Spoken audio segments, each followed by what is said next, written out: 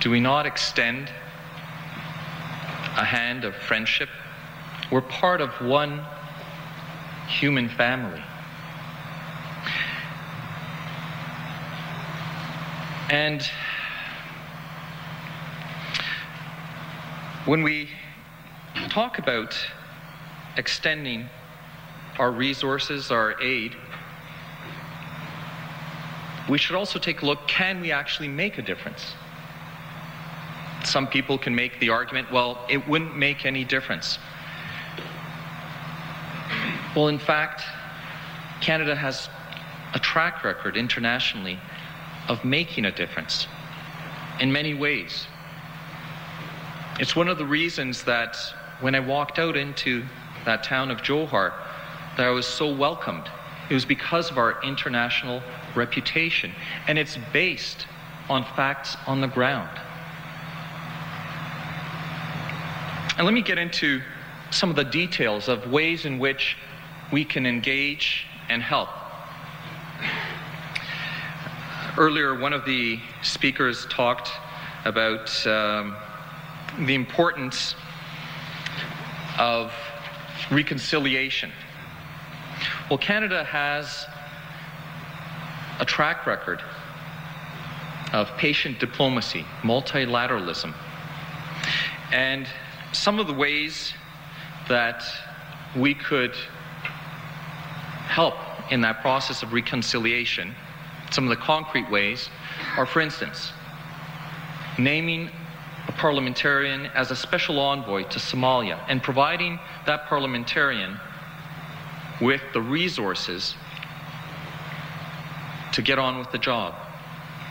Naming an ambassador to Somalia. And we know that the ambassador, the High Commissioner in Nairobi, that the diplomatic mission make their best efforts, but it's not their primary concern. It's not the only file they're working on. The High Commissioner is the High Commissioner to Kenya. We need an ambassador whose only role is to engage in the Somali file, working out of, because of course the situation doesn't allow it on the ground for him to or her to work out of Mogadishu, but working out of, temporarily, out of the offices in Nairobi. So those are some concrete examples of things that we can do to help the process of reconciliation. Then there's a whole security challenge. And we heard our American colleagues, friends, talk about how the Americans have taken that particular challenge on. They are probably the most experienced when it comes to security matters. We certainly hope that they've learned certain lessons from the recent past, that security isn't necessarily garnered through shock and awe, and that when you engage multilaterally through the African Union, through the United Nations, that those will provide the vehicles. The Americans have the technical expertise, they have the resources to be able to truly empower a substantive African Union and UN security missions.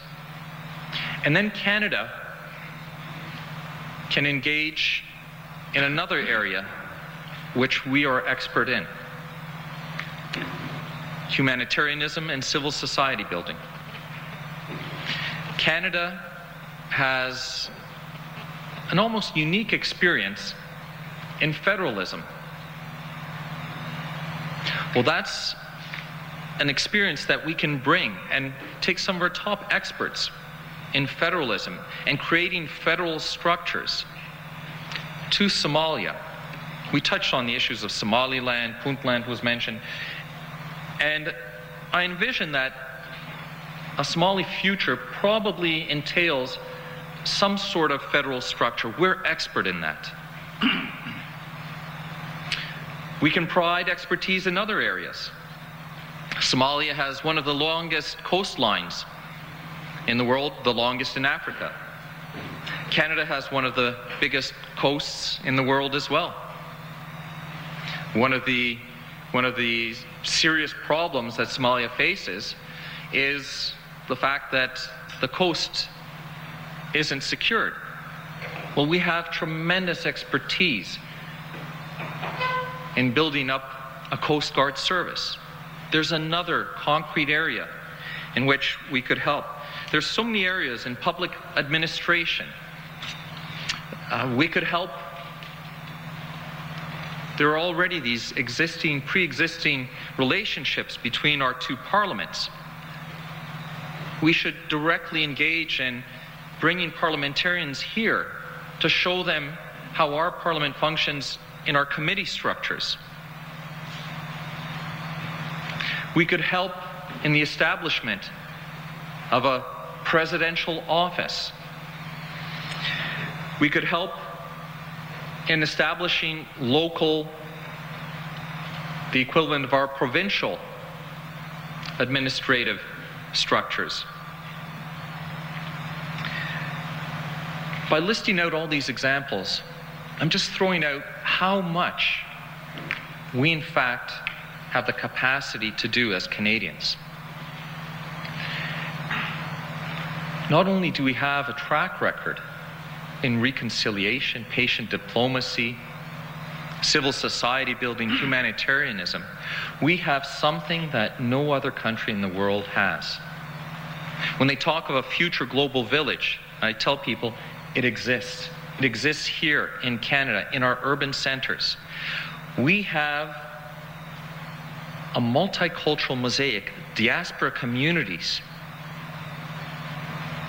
a human resource like no other that we can tap into. People with linguistic skills, historical knowledge, cultural knowledge. When you point all this out, it seems compelling that Canada should be at the forefront. And if this Prime Minister is now engaging in Africa, he should take into account that diaspora resource that we have. And one thing that we could do to help kickstart some of those processes is to announce a donors conference organized by Canada for those specific areas of expertise, and to put some real resources on the table, because it hasn't happened. We heard numbers listed earlier today, but when you actually look behind the numbers, virtually nothing has been dedicated directly to Somalia. And perhaps in conclusion, I'll give you one more glimpse into something that I